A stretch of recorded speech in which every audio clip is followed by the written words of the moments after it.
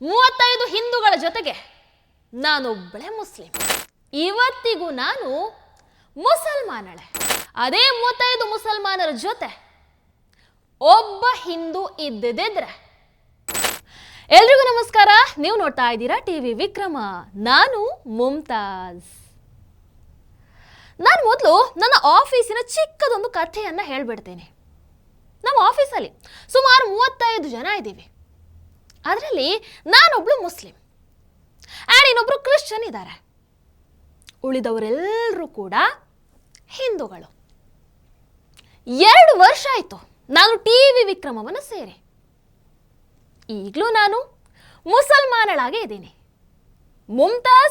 ಮುಮ್ತಾಜ್ ಆಗೇ ಇದ್ದಾಳೆ. ಒಬ್ಬ ದೇಶವನ್ನು ಪ್ರೀತಿಸುವಂತಹ, ಈ ನೆಲದ ಸಂಸ್ಕೃತಿಯನ್ನು ಪ್ರೀತಿಸುವಂತಹ ದೇಶಭಕ್ತಳಾಗೆ ಇದ್ದಾಳೆ. ಜೆಸೆಲ್ ಡಿಸೋಜಾ ಅವರು ಅಷ್ಟೇ ಜೆಸೆಲ್ ಆಗೇ ಇದ್ದಾರೆ.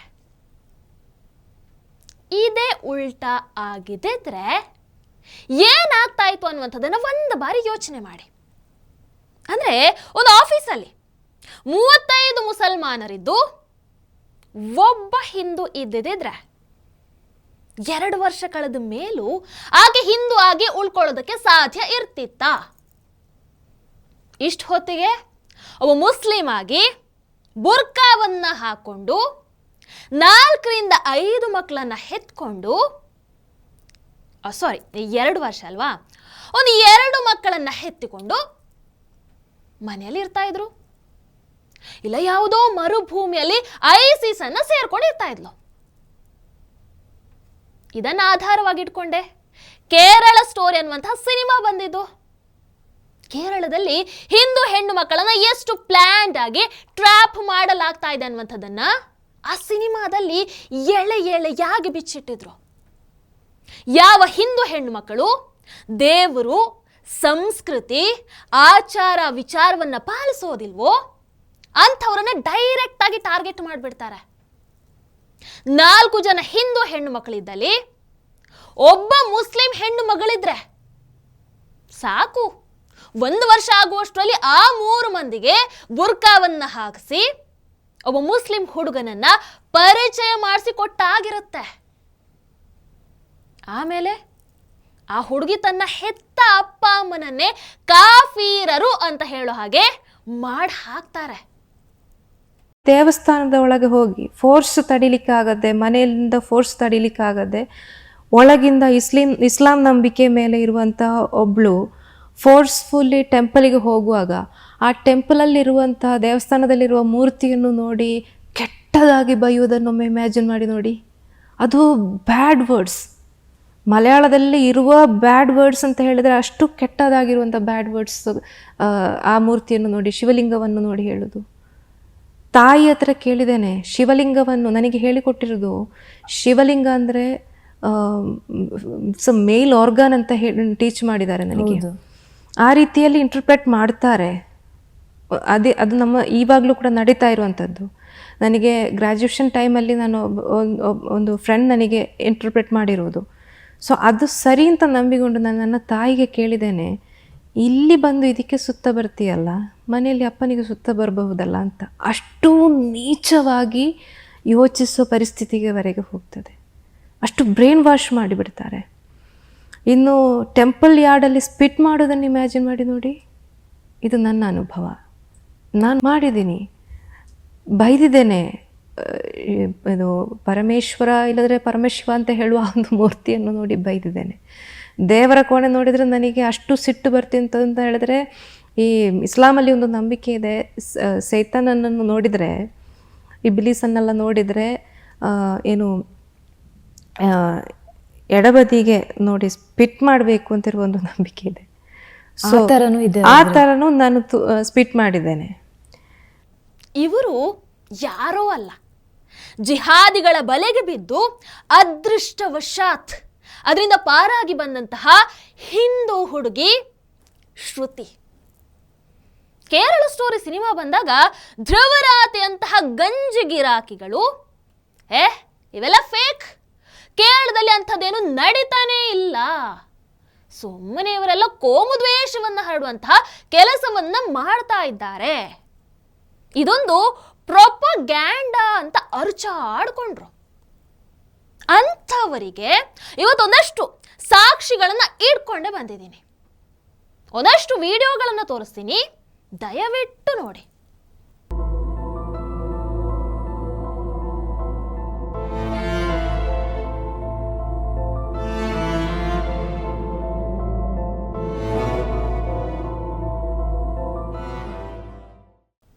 ಇದು ಕೇರಳದ ಸಬರಿ PTBHSS ಅಡಕಪುತ್ತರ್ ಕಾಲೇಜಿನ ವಿದ್ಯಾರ್ಥಿಗಳು. ಈ ರೀಲ್ಸ್ ಅದೇ ಕಾಲೇಜಿನ ಇನ್ಸ್ಟಾಗ್ರಾಮ್ ಪೇಜ್ ಅಲ್ಲಿ ಪೋಸ್ಟ್ ಆಗಿರುವಂಥದ್ದು.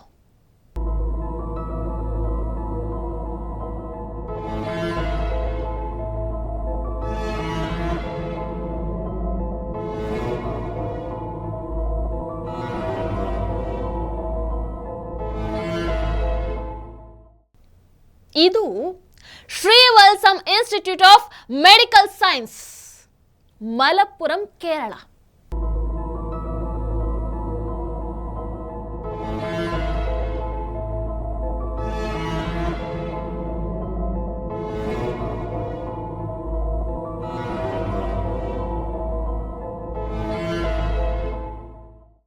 ಹೇಗೆ ಹಿಂದೂ ಹುಡುಗಿಯ ಹಣೆಯ ಮೇಲಿದ್ದಂತಹ ಬಿಂದಿಯನ್ನ ಅಳಿಸಿ ಹಿಜಾಬನ್ನು ಹಾಕಿಸ್ತಾರೆ ನೋಡಿ.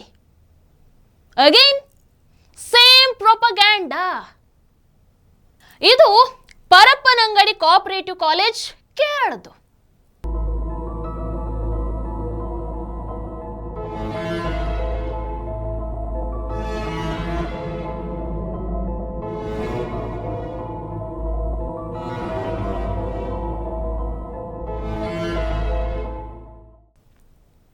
ಒಂದು ಕಾಮನ್ ವಿಚಾರ ಏನು ಗೊತ್ತಾ?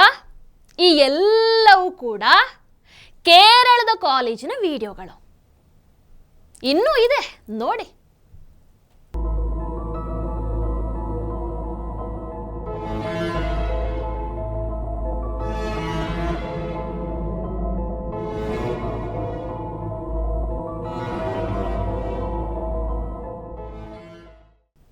ಇವೆಲ್ಲವೂ ಕೂಡ ಹಳೆ ವಿಡಿಯೋಗಳು ಅಲ್ಲ, ರೀಸೆಂಟ್ ಆಗಿ ಮಾಡಿರುವಂತಹ ವಿಡಿಯೋಗಳು. ಎಲ್ಲ ವಿಡಿಯೋಗಳು ಕೂಡ ಒಂದೇ ಪ್ಯಾಟರ್ನ್ ಅಲ್ಲಿ ಇದೆ. ಕೇರಳದಲ್ಲಿ ಇಂತಹ ಒಂದು ಹೊಸ ಟ್ರೆಂಡ್ ಶುರುವಾಗಿದೆ. ಹಿಂದೂ ಹೆಣ್ಣು ಮಕ್ಕಳಿಗೆ ರೀಲ್ಸ್ ಟ್ರೆಂಡ್ ಅನ್ನುವಂತಹ ಹೆಸರಲ್ಲಿ ಹಿಜಾಬ್ ಅನ್ನ ಹಾಕ್ಸೋದು. ಅಂಡ್ ಆ ಕೆಲಸವನ್ನ ಅವರ ಕ್ಲಾಸ್ಮೇಟ್ಗಳೇ ಮಾಡ್ತಾರೆ. ಇದು ಮತಾಂತರದ ಫಸ್ಟ್ ಸ್ಟೆಪ್. ಅದಾದ ನಂತರ ಏನ್ ಮಾಡ್ತಾರೆ? ಹೇಗೆ ಮುಸ್ಲಿಂ ಹುಡುಗರನ್ನ ಮುಂದೆ ಇಡ್ಕೊಂಡು ಬಲೆಗೆ ಬೀಳಿಸೋದು, ಅದಕ್ಕೂ ಸಾಕ್ಷಿ ಇದೆ ನೋಡಿ.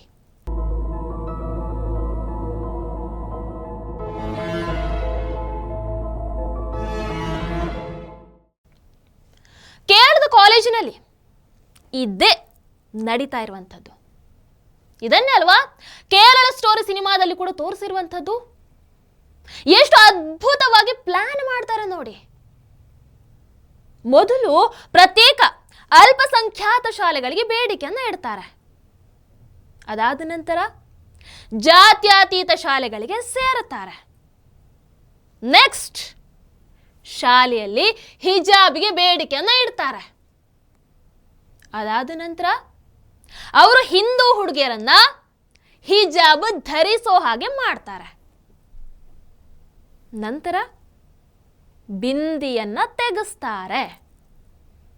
ಕೊನೆಗೆ ಹಿಂದೂ ಹುಡುಗಿಯರನ್ನ ಮತಾಂತರ ಮಾಡ್ತಾರೆ. ಅದನ್ನ ತೋರಿಸಿದ್ರೆ ಇದು ನಕಲಿ ಅಂತ ಹೇಳಿ ಕೇರಳ ಸ್ಟೋರಿ ಅಂತಹ ಸಿನಿಮಾವನ್ನ ಬ್ಯಾನ್ ಮಾಡಬೇಕು ಅಂತ ಹೇಳ್ತಾರೆ.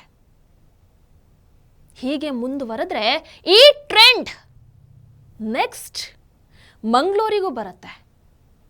ಆಮೇಲೆ ಎಲ್ಲ ಕಡೆ ಶುರು ಆಗತ್ತೆ. ಹಾಗಾಗಬಾರ್ದು ಅಂತ ಹೇಳಿದ್ರೆ ಮೊದಲು ಹಿಂದೂ ಪೋಷಕರು ಎಚ್ಚೆತ್ತುಕೊಳ್ಳಲೇಬೇಕು. ಮಕ್ಕಳಿಗೆ, ಅದರಲ್ಲೂ ಹೆಣ್ಣು ಮಕ್ಕಳಿಗೆ ಧರ್ಮದ ಬಗ್ಗೆ, ಆಚರಣೆಗಳ ಬಗ್ಗೆ ದಯವಿಟ್ಟು ಹೇಳ್ಕೊಡಿ. ಕಾಲೇಜಿಗೆ ಹೋಗುವಂಥ ಹೆಣ್ಣು ಮಕ್ಕಳಲ್ಲಿ ಒಂದು ಸ್ವಲ್ಪ ಚೇಂಜಸ್ ಕಂಡ್ರೂ ಕೂಡ ಆದಷ್ಟು ಬೇಗ ಜಾಗೃತರಾಗಿ.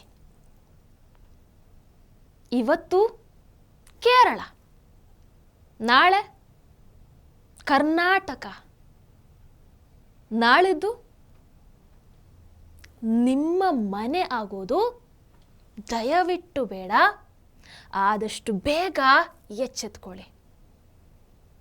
ನಿಮ್ಮ ಅನಿಸಿಕೆಯನ್ನು ದಯವಿಟ್ಟು ಕಾಮೆಂಟ್ ಮೂಲಕ ತಿಳಿಸಿ. ಹಾಗೆ ಇದನ್ನು ಆದಷ್ಟು ಹೆಚ್ಚಿನ ಜನರಿಗೆ ಶೇರ್ ಮಾಡಿ.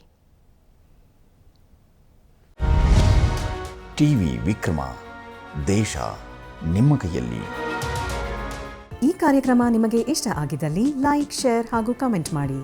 ಟಿವಿ ವಿಕ್ರಮದ ಕಾರ್ಯಕ್ರಮಗಳನ್ನು ನಿರಂತರವಾಗಿ ವೀಕ್ಷಿಸಲು ಸಬ್ಸ್ಕ್ರೈಬ್ ಮಾಡಿ, ಬೆಲ್ ಐಕನ್ ಒತ್ತಿ.